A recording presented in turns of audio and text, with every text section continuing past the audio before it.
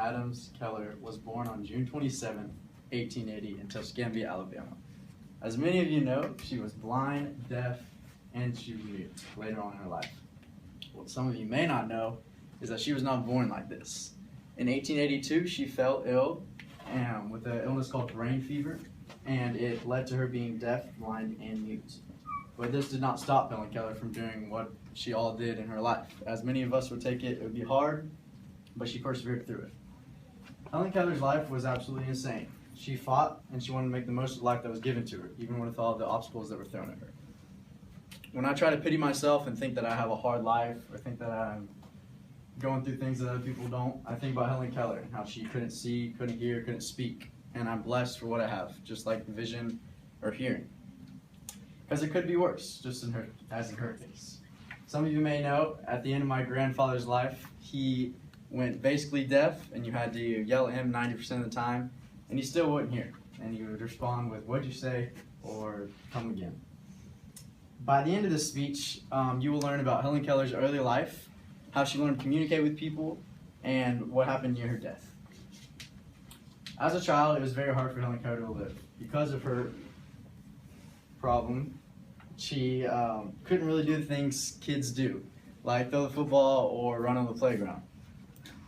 In 1882, the news was brought to her that she has a rare illness called brain fever, and still to this day, some parts of her illness are a mystery to doctors. They still can't figure out what it was. When she was a child, at 18 months old, she got a fever, and her mom noticed that she wasn't responding to the dinner bell, or when her mom would wave her hand in front of her face, she wasn't responding as if nothing happened. At 18 months old, she was legally blind, deaf, and about 2 months later that, she was legally mute. At 7, she began more frustrated and was getting mad at people because she couldn't understand them, she couldn't see them, and she couldn't talk to them. So it was kind of hard, as you can imagine.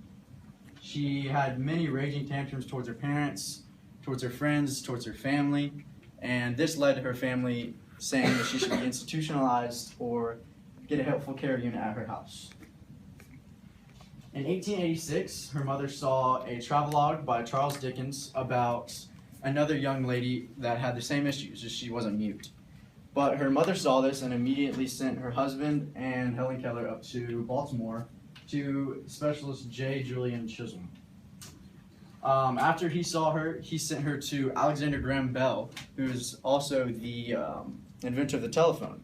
But at this time, he was dealing with deaf children. Soon after that, Alexander Graham Bell sent her to work with a newly graduate from the Perkins Institute, the top of her class, Anne Sullivan. This was the beginning of a really long and hard 49-year relationship between a teacher and a student.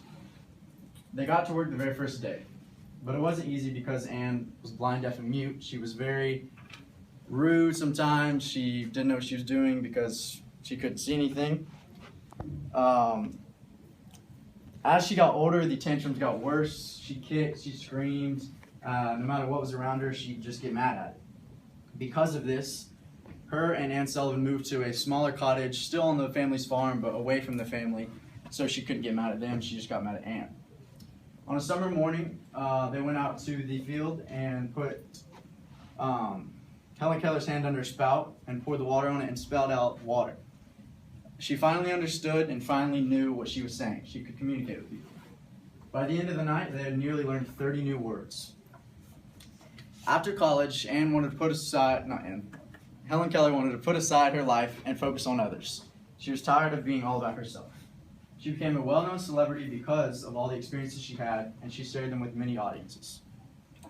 In 1920, she helped found the American Civil Liberty Union.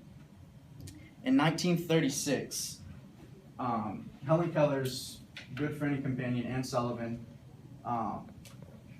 went blind, legally blind. And then 10 years after that, she passed away. She experienced health issues, and she could not overcome them.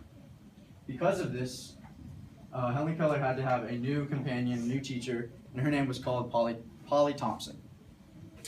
Shortly after her new companion, she started having strokes and really getting worse. Because of this, she stayed in her hometown, not her hometown, but her house in Connecticut. She received many honors awards, including the Women's Hall of Fame in 1965. Sadly, shortly after that, in 1968, Helen Keller dies on June 1st, 2 weeks before her 88th birthday. So now you have learned about the wonderful life of Helen Keller, how she had a hard childhood but overcame it, how she learned to communicate with people, and how she ended her miraculous life with a boom. So you say you have it tough, but really you don't. Think about people like Helen Keller. And you need to thank the Lord for what you have, because you never know when that illness will come around.